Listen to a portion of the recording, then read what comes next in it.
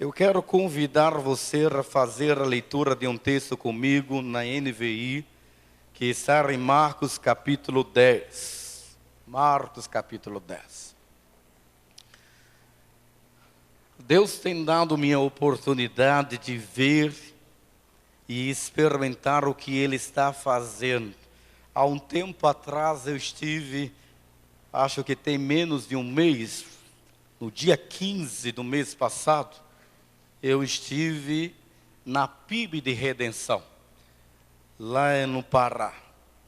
Fiquei encantado em ver o que Deus está fazendo naquela igreja. Igreja fantástica. Pastor Domício.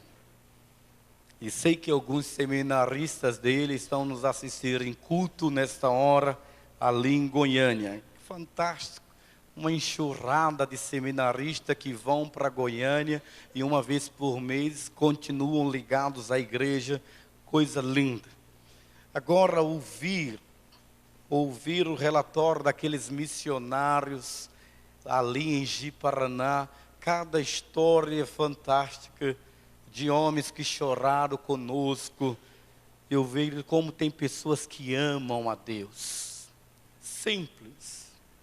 Líderes que não conhecem, não têm títulos, não têm teologia, mas têm amor, paixão por Deus. E isso me levou a pensar nesse texto fantástico de Marcos capítulo 10, versículo 46, que eu já preguei inúmeras vezes nesta igreja, e esse texto ainda me salta aos olhos com verdades profundas. A cura do cego para Bartimeu. Ou seja, o Deus que dá visão. Versículo 46 diz: então chegaram a Jericó quando Jesus e seus discípulos, juntamente com uma grande multidão, estavam saindo da cidade. O filho de Timeu, Bartimeu, que era cego, estava sentado à beira do caminho a pedir esmolas. Quando ouviu que era Jesus de Nazaré, começou a gritar: Jesus, filho de Davi, tem misericórdia de mim. Muitos o repreendiam para que ficasse quieto, mas ele gritava ainda mais: filho de Davi, tem misericórdia de mim. Jesus parou e disse: chamem-no. E chamaram o cego: ânimo, levante-se, ele o está chamando. Lançando sua capa para o lado de um salto, pôs-se em pé, dirigiu-se a Jesus. O que você quer que eu lhe faça? Perguntou-lhe Jesus. O cego respondeu: mestre, eu quero ver. Vá, disse Jesus, a sua fé o curou. Imediatamente ele recuperou a visão e seguiu Jesus pelo caminho. Amém?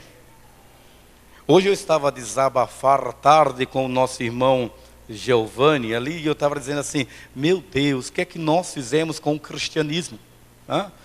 Por que nós tornamos o cristianismo tão complexo, a igreja tão complexa, a fé tão simples? Aliás, eu tenho um amigo que ele sempre diz isso para mim. Ele diz: a simplicidade desse Deus simples torna simples todas as coisas complexas. E nós precisamos entender isto. Quando nós recuperarmos a visão correta do nosso relacionamento com Deus, a gente vai redescobrir o prazer de viver. O cristianismo, meus amados, não é religiosidade. Eu estou batendo na tecla nesta igreja durante 5 anos. Como nós estamos tão engessados, tão enrijecidos, tão aprisionados a sistemas, a métodos, que nós nos esquecemos que a ideia de Deus é relacional. Deus quer que nós nos relacionemos com Ele, a fim dele trazer os seus milagres à nossa comunidade, à nossa vida, ao nosso povo. Milagre de restauração, milagre de cura, milagre de trazer em nós o prazer de vivermos, e não vivermos para termos a coisa, mas por termos o melhor de Deus.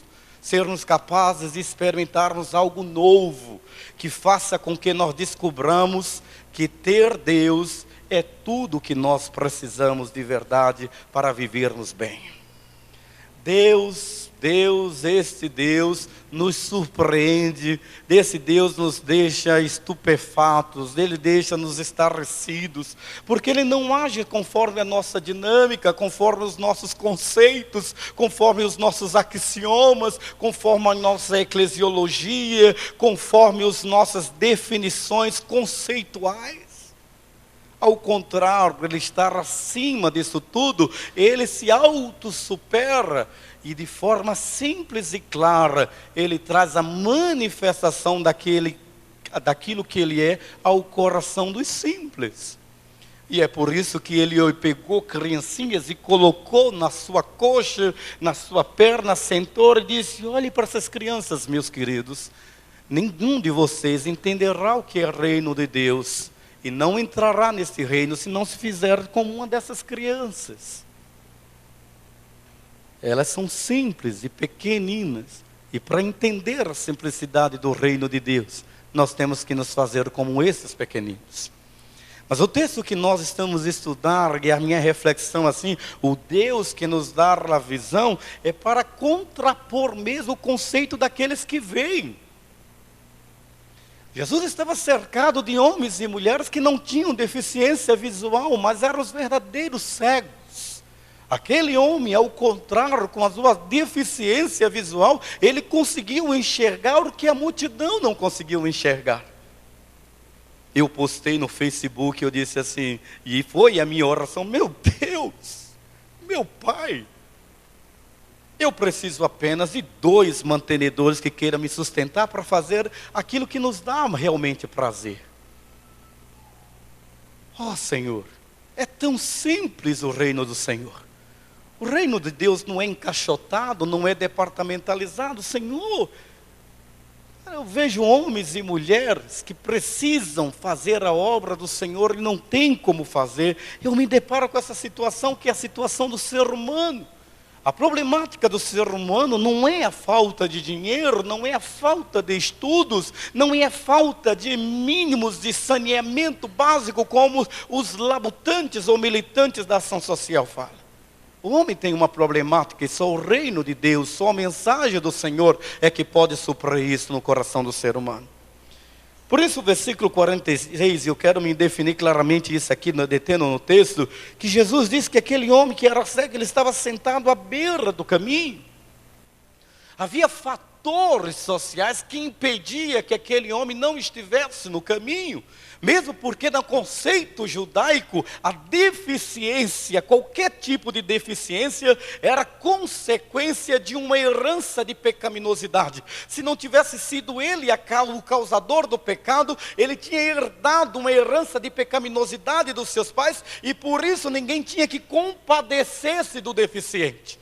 Porque a única prática de religiosidade judaica era dar esmolas. As esmolas faziam parte do ritualismo judaico. Sabe quando nós pesamos e canonizamos, sacramentamos atividades benévolas, filantrópicas, generosidade externa, para sermos aplaudidos ou recompensados pela sociedade como seres humanos bons? Nós gostamos disto. Nós gostamos de fazer o bem e coloque nos holofotes aquilo que eu fiz, aquilo que eu faço. Veja o quanto eu sou útil. A Bíblia diz que esta é a única recompensa que nós teremos. Porque quando nós não entendemos que fazer o bem não pode ser algo voltado apenas para o cumprimento do protocolo institucional, religioso ou social, mas fazer o bem como estilo de vida. Isso nós temos que aprender com alguém que nós dizemos sempre que foi para o inferno. Pastor Billy Graham, no seu livro Tempestades à Vista, ele diz: olha, eu sou pastor evangélico, mas poucas pessoas eu conheci como esta mulher. Ele estava a falar de uma mulher católica, ele estava a falar da Madre Teresa de Calcutá.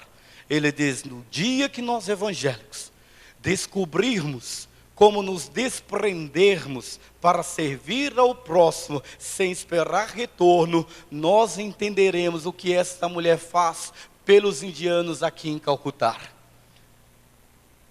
ela entendeu que ela precisava se desvencilhar, e a própria Igreja Católica Romana a repudiou, a renunciou, a expulsou da sua ordem, e ela fundou a sua própria ordem, em função dos desfavorecidos da Índia.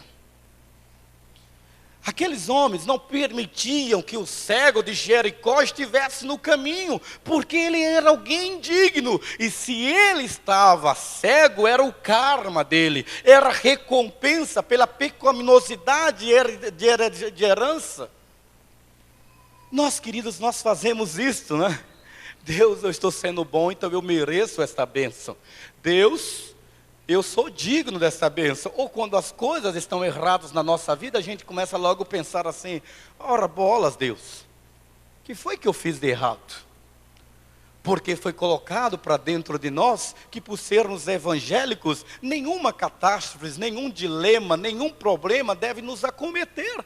Nós esquecemos da lei da compensação. Eu colho aquilo que eu planto. Se eu semeei vento, eu vou colher tempestade. Deus não tem como suavizar as consequências da minha escolha. Deus pode nos dar a sua graça para entendermos que não existe a culpabilidade na pessoa de Deus. O que vai existir é a esperança mediante a única oportunidade que o ser humano tem. Por isso o texto sagrado, querido, diz que aquele homem estava à beira do caminho. E eu não sei quantos de vocês estão na beira do caminho, ou já estiveram à beira do caminho.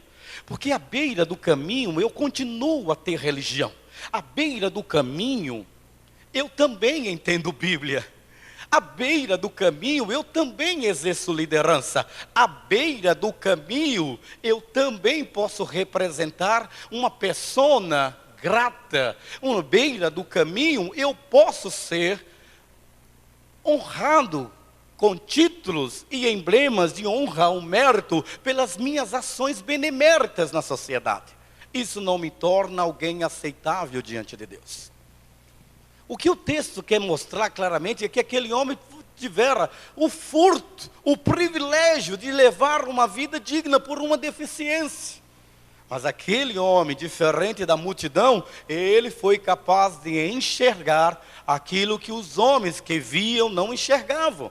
E às vezes nós estamos cercados de tantos conceitos religiosos, de tanta tradição, que nós nos tornamos juízes dos conceitos e das definições. Nós nos tornamos donos do saber, donos da verdade, e emitimos conceitos como verdades absolutas, baseadas na nossa própria experiência ou na nossa própria sintologia. Queridos, eu já tive o meu momento de imbecilidade. Eu já tive o meu momento de tolice. E quem não as teve, ou quem não tem? Aquele homem, ao contrário, diz claramente que mesmo à beira do caminho, mesmo fora da esfera da aceitação popular, ele ouviu que era Jesus de Nazaré, e ele começou a gritar, a fazer afirmações que eram contrárias ao compêndio teológico do judaísmo. Ele começa a gritar e ele diz: Jesus, filho de Davi, tem misericórdia de mim. A versão A diz: Jesus, filho de Davi, tem compaixão de mim. Misericórdia. Ele está a pedir algo que era desnecessário na perspectiva do judaísmo, mas também era contraditório. Parece que ele não entendeu. Para os judeus não fazia sentido aquilo que aquele homem estava pedindo. Ele estava dizendo assim: Jesus, filho de Davi, tem misericórdia de mim. A população judaica estava assim dizer para ele: querido, amado, ele já teve misericórdia de você. Você não precisa trabalhar, porque você nasceu com uma deficiência física. Você não é aceito na nossa sociedade, mas você recebe esmolas. Há uma sustentabilidade, não diferente da política do nosso país, onde o deficiente é forçado a usar a sua deficiência para o seu sustento na nossa nação. E nós somos os sustentadores, porque baixamos o vidro dos nossos carros diante daquele deficiente que está trabalhando como flanelinha e agimos com benemérito e com compaixão as moedas que sobram e a gente dá para ele, pobre criatura. Como nós somos demagogos, não é? Somos muito demagogos. Porque o problema continua lá. Aquele homem estava ali, habituado, mas ele não se conformava com aquela situação, à beira do caminho. Ele não podia aceitar que o destino havia reservado para ele a miserabilidade provocada pela deficiência, que era contrária à sua vontade de escolha. Então o texto sagrado diz que ele ouviu, e se a fé vem pelo ouvir, ele alça a sua voz. Ele rompe com a barreira que é imposta pela pressão social e ele diz: Jesus, tem misericórdia de mim, mas não uma misericórdia segundo a ótica da religiosidade que me torna produto da desculpa dessa sociedade que não é capaz de aliviar a minha dor. Jesus, tem misericórdia de mim. Seja empático a mim. Ele não está pedindo a cura, ele está pedindo que Deus atente-se para ele. Porque o sistema não lhe permitira de maneira nenhuma entender que havia um Deus pessoal. Queridos, essa é a maior problemática da nossa situação, da nossa sociedade. Nós, ou a religiosidade da nossa sociedade, furtou de nós a revelação de um Deus pessoal. Nós temos um Deus que faz parte de um pacote de crenças. O nosso Deus é alguém que foi institucionalizado e ele recebe uma indumentária de ser o Senhor do panteão, do secretismo religioso da cultura brasileira. Ele é o Supremo Senhor Todo-Poderoso, com um cetro todo-poderoso para castigar os maus e abençoar os bons. Queridos, esse não é o nosso Deus. O nosso Deus abençoa os maus e abençoa os bons. Ele abençoa os ruins, mas ele abençoa também os justos. Quando eu leio Mateus capítulo 7, diz que 2 homens levantaram a casa, um sobre a rocha, outro sobre a areia, mas o texto sagrado diz que a chuva veio sobre os dois, independente da crença. Nós temos a presunção e arrogância que, por sermos de uma igreja evangélica, a obrigatoriedade dos milagres, nós somos detentores deles. Queridos, não. Deixa eu contar um segredo para você, presta atenção que eu vou dizer para você. Eu conheço gente que não é desta comunidade, que vive melhor do que eu, melhor do que você. Eu conheço gente que não é do nosso arraial e sabe honrar pai e mãe. Eu conheço gente que não é da nossa comunidade, que tem um casamento não baseado na pessoalidade de Deus, mas no respeito, na mutualidade, na cumplicidade. Eu conheço gente que Deus tem o prazer de olhar para eles e dizer assim: eu preciso me apresentar a esta pessoa. Eu tenho gente que não entendeu que o cego estava na beira do caminho, mas ele era melhor do que os que estavam no caminho. Porque os que estavam no caminho gostavam da popularidade de Jesus. Mestre, porque nós somos bajuladores, né, gente? Todo mundo gosta de uma massagenzinha no ego, né? Puxa, saquismo não faz parte da nossa cultura. Jesus, quase que derruba o trem aqui. Sabe coisa, gente? Aquele homem não tinha e não podia fazer parte do circuito. Ele estava fora do caminho, mas ele é o único capaz de olhar para Jesus e dizer: eu preciso olhar para esse homem e atrair a pessoalidade de Deus para a minha vida. Então ele diz: Jesus, filho, era difícil, porque ele está a reconhecer a messianidade de Jesus. Jesus, filho de Davi, sucessor do trono. Jesus, filho de Davi, de linhagem real, tem compaixão de mim. Ora, Jesus, rabino popular, Jesus poderia também fazer desapercebido daquele mendicante, daquele pária, daquela escória, daquele deficiente. E essa é a grande riqueza da revelação de Deus, é que na revelação das Sagradas Escrituras, Ele está nos oferecendo a pessoalidade desse Deus. Jesus, filho de Davi, tem misericórdia de mim. Queridos, a visão é esta.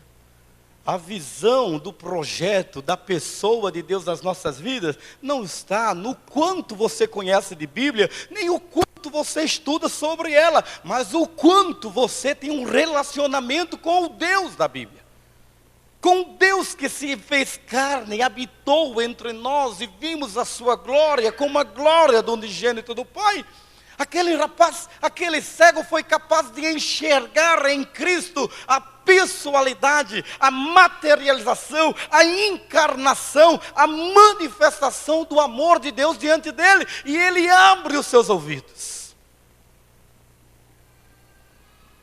Mas o texto sagrado diz assim: e o povo, quando viu, repreendia para que ele ficasse quieto. Quieto. Você entendeu isso? Fatores externos. Talvez você diga assim, mas pastor, que fatores externos? O fator externo daquele homem é que ele não poderia incomodar o mestre diante da situação que já estava fechada. Ele era um deficiente e contentasse com as esmolas. Mas e nós? Quais são os fatores que impedem-nos de termos a manifestação do Filho de Deus como Deus nas nossas vidas? Porque quanto mais o povo repreendia, o texto sagrado mostra que aquele cara era cara de raça. Bem, ele era cego, mas ele não era surdo nem mudo. Ou o contrário, como diz a Mônica para me corrigir. Ele não era surdo, né? Ele não era surdo. E eu acho que ele era a cabra da peste, lá do Nordeste, sabe? Pô, né? Olha lá o Presley, meu conterrâneo, está lá dizendo, era de Sergipe ele. Porque o camarada, quanto mais queriam calar a boca dele, o texto sagrado diz que aí é que ele aumentava o volume de voz. Olha que bacana, não tem gente assim que coloca o rabinho entre as pernas quando alguém se opõe a ele? Eu não sei vocês, mas eu sou assim, ó. Quanto mais você se opõe a mim, mais você me fortalece. E eu acho que o ceguinho era assim, gente. Ceguinho, sabe? Cala a boca, ceguinho. Você não está vendo que o homem está no meio da pregação, ceguinho? Cala a boca, ceguinho, que eu quero ouvir o discurso do homem. E aí o texto sagrado diz que aí é que ele gritava mesmo. Jesus! Ele era da igreja pentecostal. Tem compaixão de mim. E o povo diz, cala a boca, ceguinho miserável, eu vou acabar com você, além de cego vai ficar aleijado. Jesus tem compaixão de mim. Ele alçava a sua voz e dizia, eu tenho a certeza de que Ele é o Filho de Deus. E por Ele ser o Filho de Deus, a fé é a certeza, a convicção. Ele tinha essa convicção no seu coração. E mediante essa convicção, ele alçava e ele enfrentava os obstáculos. A pressão externa não desmotivava aquele homem. Ao contrário, eram os obstáculos, era o desafio, era a resistência que o fortalecia. Parece que ele sabia aquilo que Paulo haveria de escrever, dizendo que o poder de Deus se aperfeiçoa na nossa fraqueza. Que quando nós estamos fracos, aí é que nós estamos fortes. Mas a nossa fortaleza, querido, não vem das nossas convicções do sistema, vem da experiência pessoal. O ouvir sobre Jesus, o ouvir os feitos de Jesus, Dera a oportunidade àquele homem da beira do caminho dele meditar. E eu imagino que ele estava sentado quando ele viu aquele barulho, e ele deve ter segurado a orla de um ou de outro, diz: que estar a ver, querido, que estar a ver, querido. Cala a boca, ceguinho, Jesus está a passar. Ele não titubeou, não cogitou. Ele simplesmente decidiu gritar. Mesmo na sua posição, ele sabia que se ele levantasse, ele levaria um reboque de um de direita e outro de esquerda. Então ele continuou na sua posição e gritava. Ele precisava gritar mais alto, porque havia fatores que impediam aquele homem de receber a graça de Deus, a misericórdia de Deus, a compaixão de Deus. Então ele começou a alçar a voz dele e gritar: Jesus, Jesus, Jesus! Gente, oxalá queira Deus que nessa noite você saia daqui dizendo o seguinte, ó: Jesus é o seu alvo. Jesus é o seu porto seguro. Jesus é a sua referência. Jesus é tudo, é o início, é o fim. E aquele homem sabia disso, por isso o texto sagrado diz que naquele momento que ele insistia, restava aquele homem apenas 3 coisas que eu quero pensar com você rapidamente. A primeira delas é que quando Jesus, diante da repressão do auditório, Jesus para, versículo 49, e Jesus diz: chame-no. Sabe qual é a grande diferença, queridos? É que às vezes nós pensamos que conhecemos Jesus. Pastor Fanini, em certa feita, ele diz assim: olha, não se esqueça de que nós podemos chamar o nome de Jesus em todo o tempo, mas a única coisa que nós precisamos ter certeza é saber se Ele já chamou o nosso nome. Quando Jesus disse: chame-no, o que faz com que o mestre da vida volte-se para a minha necessidade, para a sua necessidade, para a minha miserabilidade, para a sua miserabilidade. Jesus disse: chame.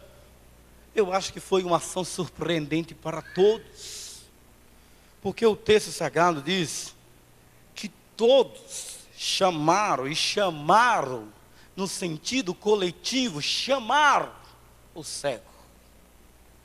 E quando chamaram o cego, a palavra da multidão que antes o repreendia é: ânimo, levante-se, ele o está chamando. Versículo 50 diz que, lançando sua capa para o lado, de um salto, ele pôs-se em pé e dirigiu-se a Jesus. Meu amado, essa é a ação de Deus quando Ele quer nos dar a visão.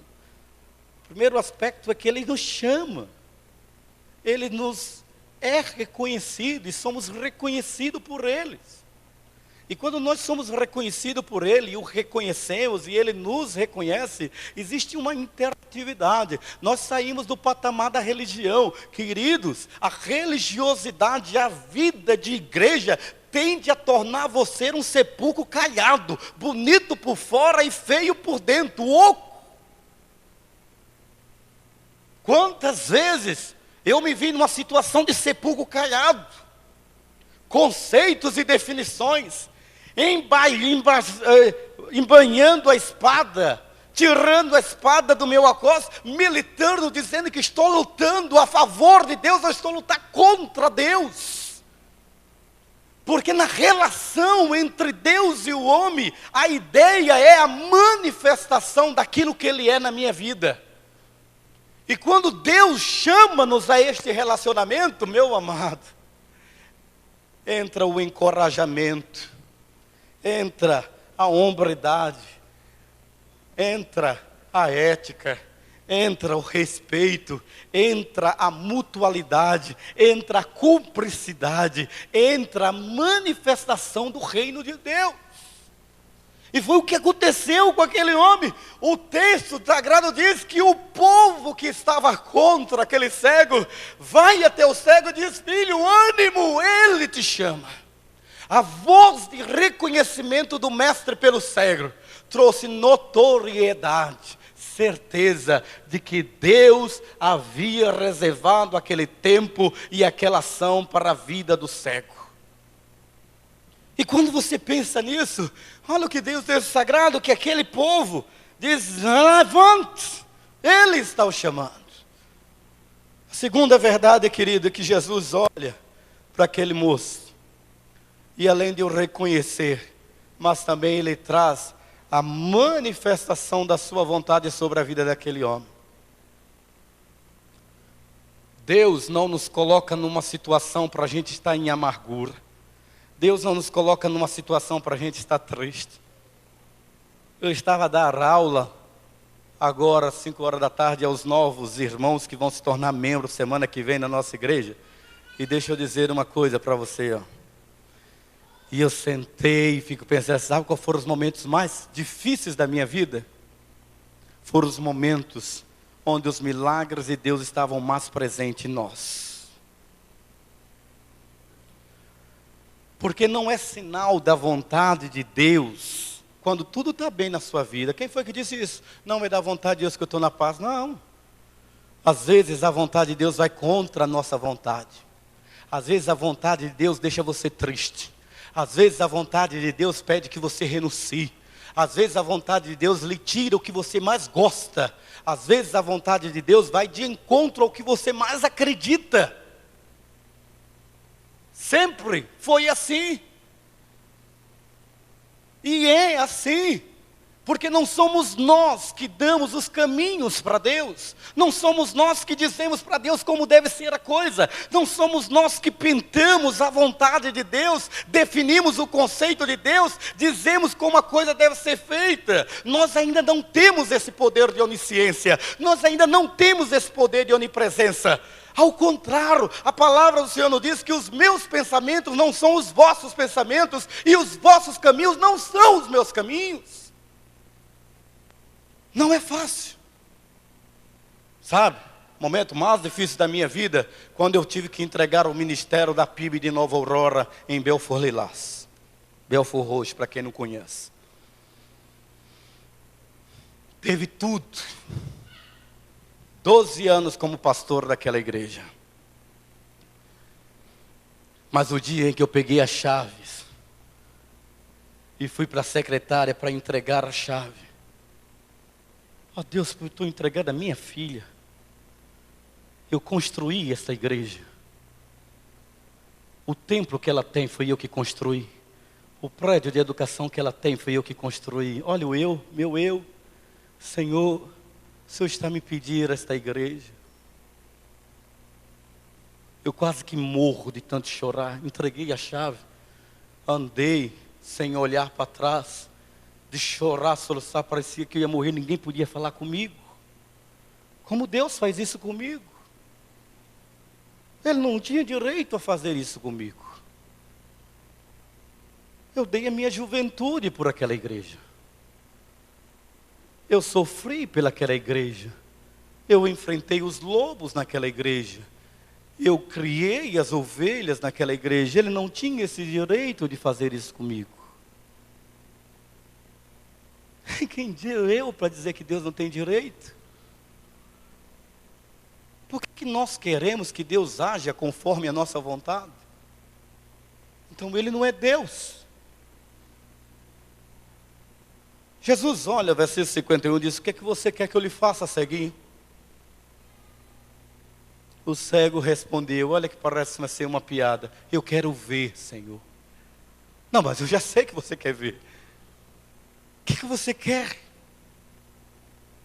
Queridos, nós não recebemos a visão de Deus, não recebemos a bênção, porque nós não queremos, de hipótese alguma, que Deus diga para nós o que Ele realmente quer fazer nas nossas vidas. Mestre, eu quero ver. Jesus olha para aquele cego e diz: vá, a tua fé o curou. Sabe por quê, queridos? Porque a vontade de Deus, a visão de Deus, vem de encontro à nossa, vem ao encontro das nossas necessidades.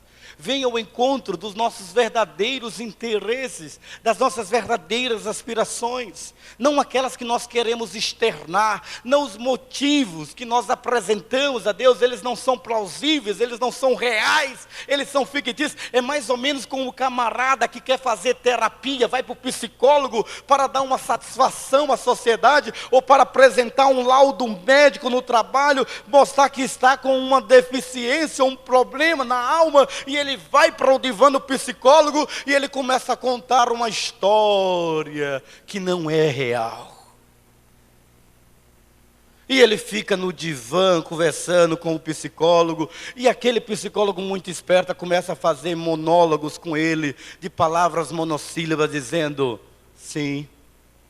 E depois de 50 minutos de atendimento, o psicólogo olha para você e diz, agora me conta a história verdadeira.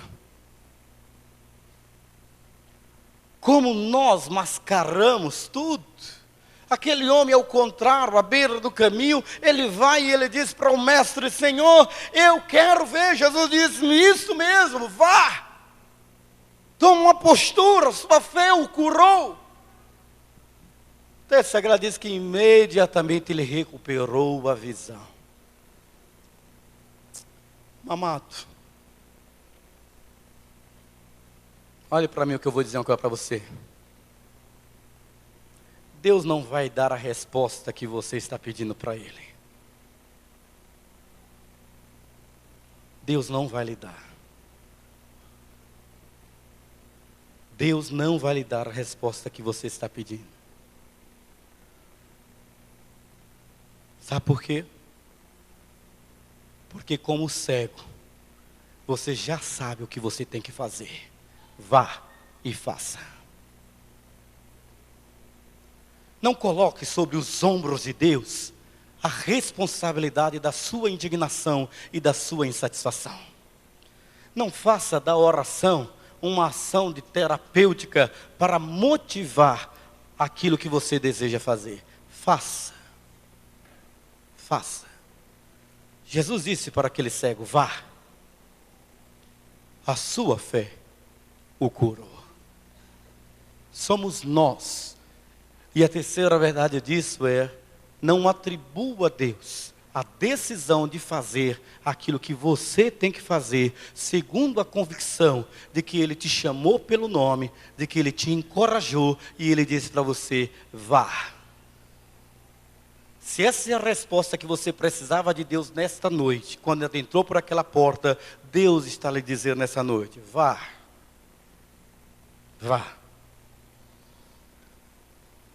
Porque só à beira do caminho, e nem sempre quem está no caminho, à beira do caminho, é que você vai entender. Se Ele disse para você, como disse para o cego, chame-no. Se Ele te chamou pelo nome, se Ele já te encorajou, trazendo a multidão para você, então vá. E o Senhor nosso Deus seja contigo. Amém? Curve a sua cabeça, feche seus olhos.